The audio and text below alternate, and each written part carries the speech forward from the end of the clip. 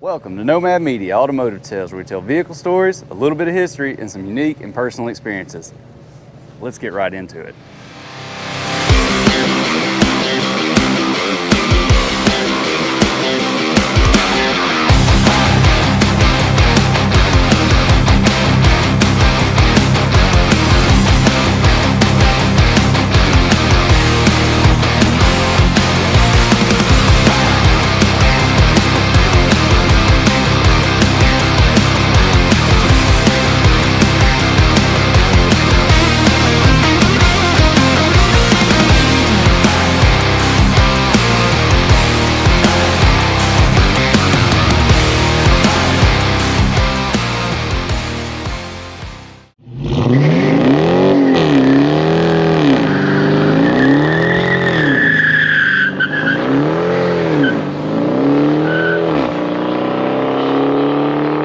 Welcome back. Today we're here with Dustin Cooper and his 1923 Ford T-Bucket. And as you can see, this thing is a beautiful car, much more shiny than most of the things that I do. But we're here at the World of Wheels in Birmingham at the BJCC 2024, and he took some time out of his day to sit here and tell me about his car. I hear this thing has an amazing story, and I want to get into letting you tell me some of these stories. Okay. You know? All right. Well, I'm Dustin Cooper. Thank you for introducing me from Indianapolis, Indiana. So it's kind of a little bit of drive to get down here to Birmingham, but it's worth it. Great show, awesome time, great people, the whole bit. But this is my 1923 Ford T-Bucket, hot rod. Yep. A lot of people, when they hear about a T-Bucket, you know, oh, just a regular kit car, but this car's got a little bit of history, and it's a little bit more special than just a typical T-Bucket, hot rod. The car was originally built in 1971 by a gentleman by the name of Chuck Otter back in the day. In fact, the guy's still around. He comes by my business, my shop every once in a while, so he's still around. And What's your shop name? Cooper's Paint and Body Shop. We do restorations and old cars and classics, kind of similar to what's all around here. That's what we do. Just me and two other full-time guys and a part-timer, and we're just a mom and pop kind of individual business. Been in business about 14 years. If you're in the Indianapolis area, check him out, you know, especially if you got a project going on. I'll have all of his stuff linked in the description below. Also, the cars that he's mentioning here, stay tuned for a World of Wheels video. So, but, Good. Yeah, let's get back to your stuff. So this car right here is originally built in 71, and the guy that built the car, he built it all by hand. Like the frame is all built by hand fabricated.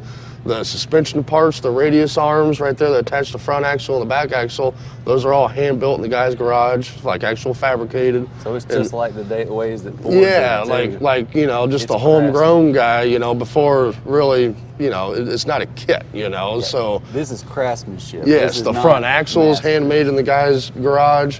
But there are a lot of original old parts on the car, like the windshield, the door hinge, the cowl lights, little lights on the body right there, the front spring, the rear spring, and the steering wheel is all original 1923 Ford parts from 1923. So not Speedway Motors catalog or anything like that.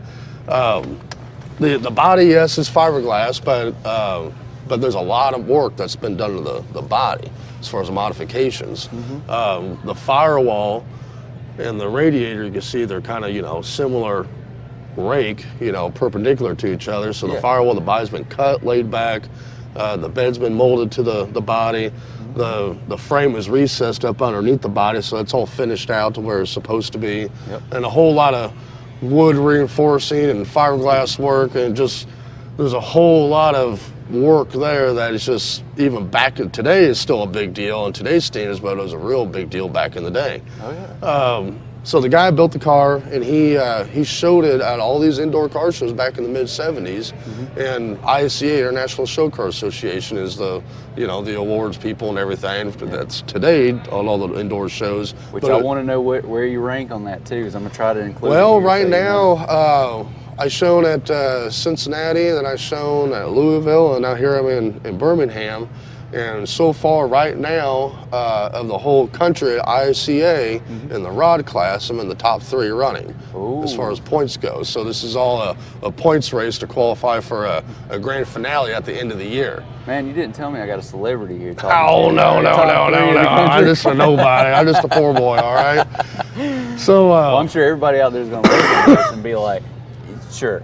Yeah, right. Sure, yeah. Whatever, man. And today's time, it's really hard for a T-bucket to really compete very well amongst some of like the grade A cars or the Riddler cars like in Detroit, you know, I mean, a lot of those cars. So much work. A lot of those cars have got a team of like 20 people and 5 shops and a budget of like $2.5 million and renderings, and, you know, everybody's walking around with the team shirts and, you know, brand new rig going everywhere, you know. I'm rolling a 95 Ford crew cab dually 7.3 diesel and old trailer, and you know, I mean, you know, it don't matter what takes the car to the show. It just matters what comes out of the trailer. Is what matters. So back to the original, you know, back in the day story with the car. The guy showed it and won a bunch of awards and everything, and then the guy got tired of the car and sold it. Don't know where it went. Went down a few lines of local people in Indianapolis, okay? Those people kind of done their own little certain twist of different paint job here and there on the car, so it's done different little styles. And then the original builder got the car back sometime back in the late 80s, early 90s. Well, my dad, of course, he's been in the old car stuff forever. You know, I get honest from him. I blame him. And my dad, John Cooper, he was actually past runner-up for a Riddler Award back in the mid-'80s. I mean, he's done it before as far as all this circus stuff. Yeah. So my dad ended up getting the car from the original builder back in 96 or so. And then later on, you show some pictures right here. But so I remember... Be shown. I remember being a kid riding around in this car all the time. My dad and I going to car shows and cruise-ins and late at night, 2 o'clock in the morning, running around, driving and having a ball. And then my dad sold the car. Don't know what happened to it. So ever since this car right here. So it was out of the family and now it's back. Yes, yes. That's amazing that you found it. So I graduated high school in like probably 2006. And ever since high school, I'm like, you know, I want to build another T-bucket. I want to build a T-bucket that's similar to the old T-bucket that my dad had. Same style, you know, proportions, all that stuff. So I started collecting parts off and on over the years. And I've got some other old cars that drive around, you know, some custom cars and all that stuff. And I'm like, oh, I still want to do a T-bucket. Well, in the midst of all this, a buddy of mine about almost 6 years ago, 5.5 years ago, he sent me a message on Facebook, said, hey, this Marketplace ad. I think this is your dad's old T-bucket for sale. So I'm looking at it, I'm like, well, sure as hell it is. So I called the guy and talked to him, and, you know, on a Saturday night, Sunday morning, my dad and I would drive all the way out to the Indiana-Illinois state line to go check it out, thinking it was still in good shape and a nice car. We're going to drive it back. Well, we get there, the car fell in hard times. Like, it was... Feel bad for the guy, but he was going through some hardship, a divorce, and he was hiding some Harleys from being repossessed from the bank, and the car was in this dilapidated garage, and parts of the car was off the car and in a barn with bird poop all over it, and the wiring was sprawled out, and the engine was blown, and the transmission was leaking everywhere. The radiator was actually busted. So it's just like, oh my gosh, it was disheartening. It really was. Right. So really want the car still. Really want the car. Still got good bones, you know, like we can save it. Everything's there, right? Yeah. So it's like, so at least most of it. The original plan, got the car back. The original plan was just get the mechanicals good, get it cleaned up, and drive it as a survivor. Okay, with the old original paint from the 70s and all that stuff. Well, the more we work on it, the more we find this problem, and you know, might as well just go ahead and redo the whole car. And you can't half-ass it either. So no, like, if you're gonna half-ass it, you gotta whole-ass it. You know. So the standard joke is it got a little out of hand. So of course my dad, he used to be an ICA champion back in the 80s, and so he knows what it takes, you know, to be a nice car. Yeah. So it's like, you know, back in the 80s, I had my car chrome-plated heads. They're like, yeah, okay, that's cool, Dad. you know, you want to make a statement, you got to chrome plate the heads. I'm like, oh shit, Dad, how's that going to work? It'll work. So I started dressing the heads, and they're like, yeah, okay, cool. So I went to the chrome shop, so the heads top, I had all that chrome plated and everything. And so your dad worked with you on this and everything? Oh, yeah. Is that who I met earlier? Yeah, that's my dad that's with me here this weekend. So this is a father-son project. Yes. This is amazing. Yeah, like I had been doing the work all myself, and then my dad had like, hey, Dad, you know, give me a pointer here, and a lot of times be like, oh, no, you're full of crap, that won't work. And I go ahead and do my way. I'm like, well, Dad, how about this? It's like, well, I tried to tell you, but, you know, listen to the old man. And so I'm like, all right, kudos. You got a point, Dad, thanks. But so once the chrome plate on the head started happening, then it kind of snowballed from there. So might as well get this chrome, get this chrome, get this chrome. Nothing on the car is polished aluminum, okay? And when I got the car back in the day, everything was polished aluminum. So I got this whole little story I always talk about to people that when I was a kid, I got PTSD from polishing aluminum. Okay. Back when I was a kid, my dad had like 4 or 5 vehicles that had billet wheels on it, you know, polished aluminum. So he paid me like $10 a car when I was 10 years old to polish the wheels on these cars. And of course, they were never good enough for Dad, so, you know, got to redo it, that's better, it needs to be better, it needs to be better. And I was getting quite upset. So I told my dad when I was a kid, I said, Dad, if I ever have an old car, there's going to be no polished aluminum whatsoever. It's going to be chrome. Be easier to take care of. Well, there it is. It's all chrome, no aluminum. I feel like it happened. It just happened, you know? So the original build or the plan of the car was just to clean it up and even still salvage the original old paint. But then the body had cracks here and there, and the seams, and it was chipped, and the drive shaft on the bottom, you could tell where people's been hot rodding it back in the day, and through the drive shaft and it busted the wooden floor on the bottom side. So I ended up taking the body off and actually making a rotisserie for the body in my shop out of 2 engine stands.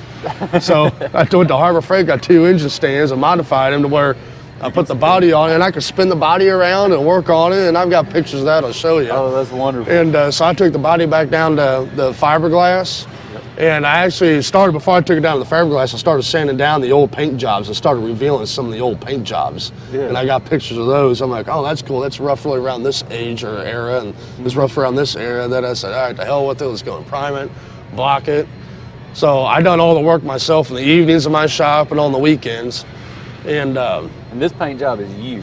I did this. Okay, I mean you as in this is your style. Yeah, my style, my pick of colors, my style flames. I want to take the car back to early 70s style, okay? Yeah. Like show rod status. Right. And try to do it with all period correct stuff, parts. Okay. So there's no, like for example, the distributor, the ignition system in the car, that's still running dual point distributor, no electronic ignition or anything. Okay. The dual Holley carburetors, no chokes or anything. And if you see gold plating on the car, like the bowls on the carburetors and the top of the cowl lights, the nut on the steering wheel, the U-joints, the spark plugs. It's all real gold plated, 24 karat gold. Oh. So it's not just an anodized or anything like that, it's real gold. You got quite a lot of money. We go ahead and the gold got a little out of hand. First, everything was all chrome. And I'm like, well, maybe that might be too much chrome. So then the gold started coming in to just kind of break things up here and there. And I think it kind of flows very well. So, but the paint, yeah, I painted the paint. It's silver base coat, like a metallic, heavy metallic base coat. Then I clear coated the whole body.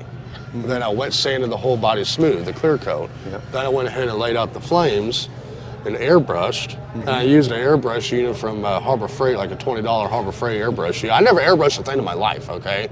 So my buddy showed me how to do it. And try it. Yeah, I mean, don't know until you try it. So my buddy, that's a good friend of mine, that's also does a lot of lettering and pinstriping. He showed me how to do what he did on the dash, okay? So he's like, oh yeah, just like this. I'm like, oh, okay. So then I started going at it with the rest of the body. And I actually wore out one $20 Harbor Freight airbrush kit. So, well, I mean, so I got $40 in airbrush equipment. All right. I think you got your money's worth. Yeah, right? I did. Like you've only got 24 karat gold plated stuff on your car. Like I mean, the budget kind of went out the window. I think you're all right. Yeah.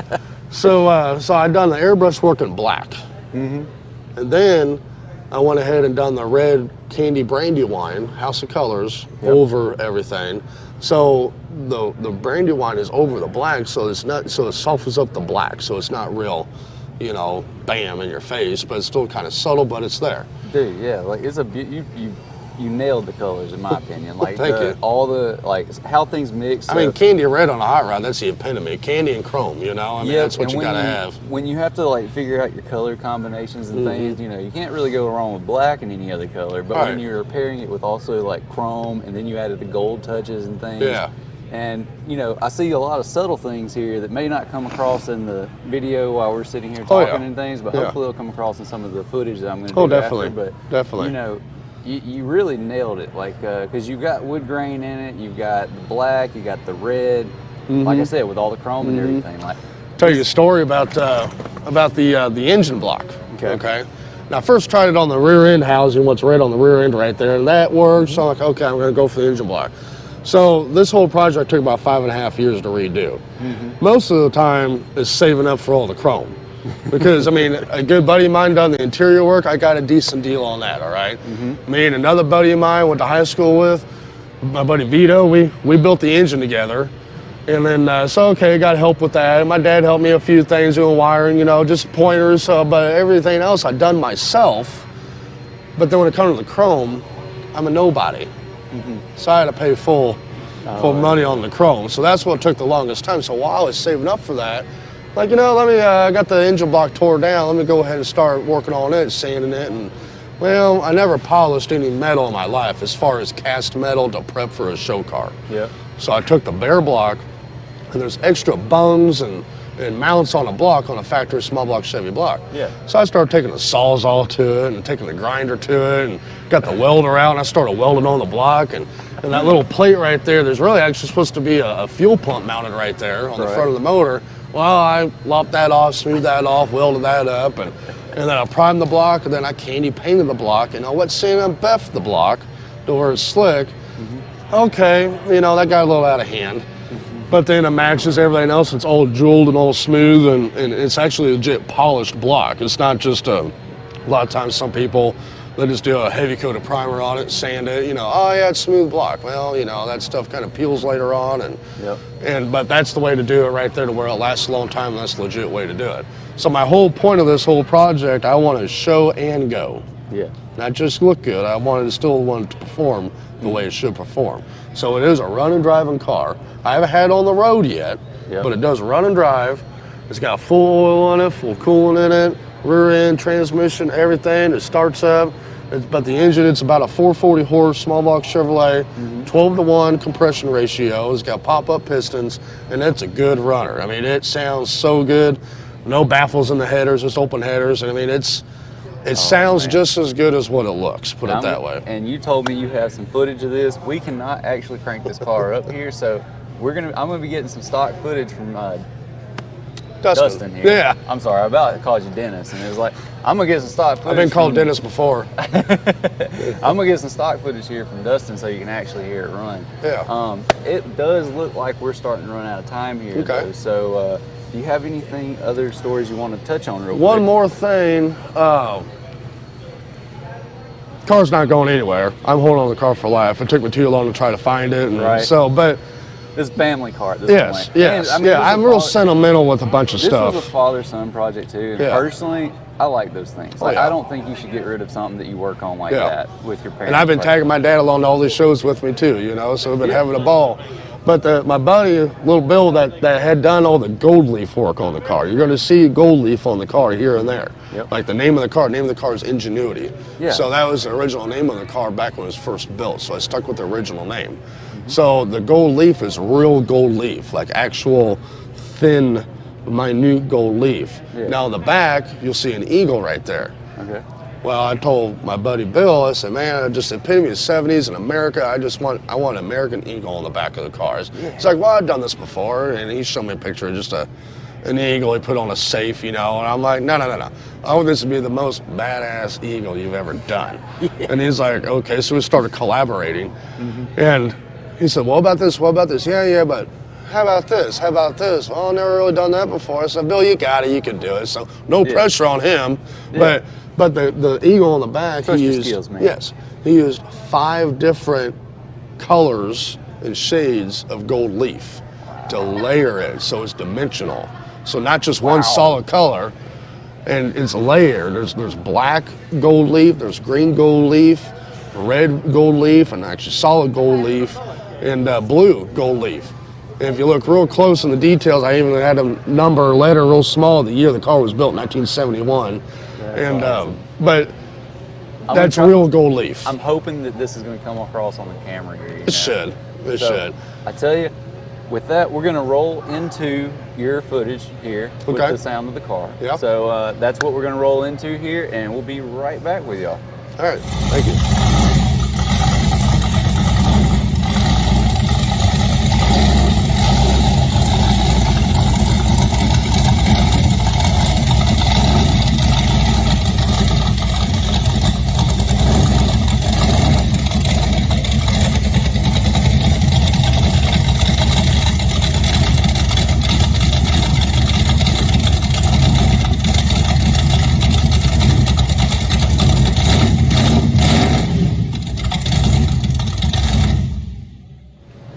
Well, there you have it. Dustin Cooper and his 1923 Ford T-Bucket. Man, thanks for taking some time to talk to me here. I know this is kind of a rush area and everything, especially here at the World of Wheels. And I don't tend to do this at car shows, but for this reason. We made it work. Yeah, we made it work. Or making it work. Yeah, we're making it work. Yeah. This thing is amazing though.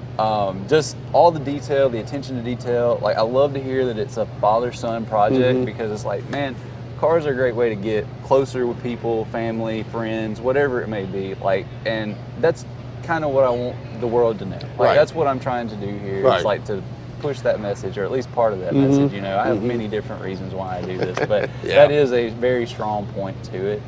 Because this is something that I hope to God it will, and I think it will live on in your family forever. It's always going to be like, that was Dustin's car. That was Dustin's dad's car, because I don't know your dad's name. John. John. Yeah. This is Dustin and John's car. Yeah. They were back in there, and hopefully this video that I'm making for you lives on forever. You can use it for showing your work. You can use it to show your kids, your grandkids, whatever it may be. Memories is what it is. Yeah, just this time at World of Wheels with that one random guy that just wanted to do it, But thanks for taking the time to talk to me. Is there anything you might like to tell anyone out there maybe watching? Well, I just think it's pretty cool. You kind of put it on there, that's father-son thing. I mean, yes, it's my car.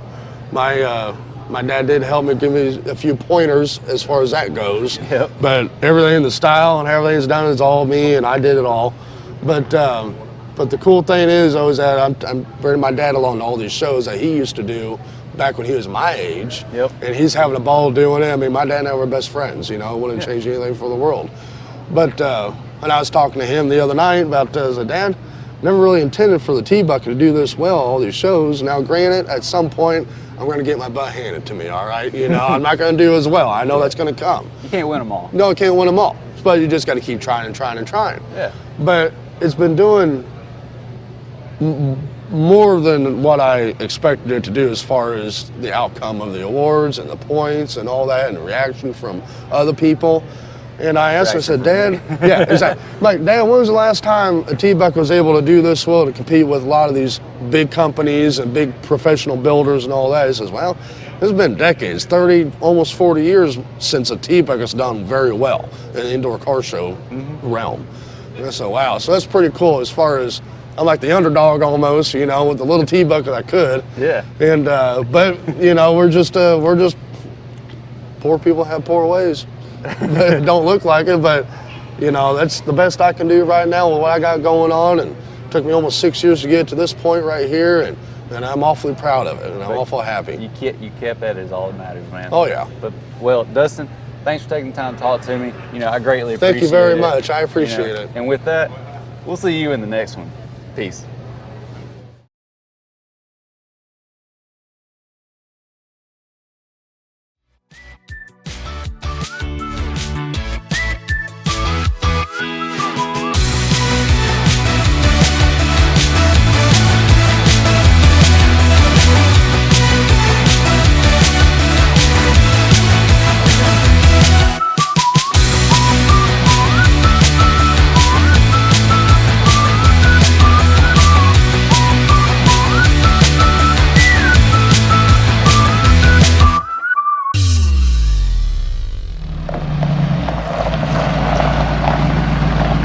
you at the next car show.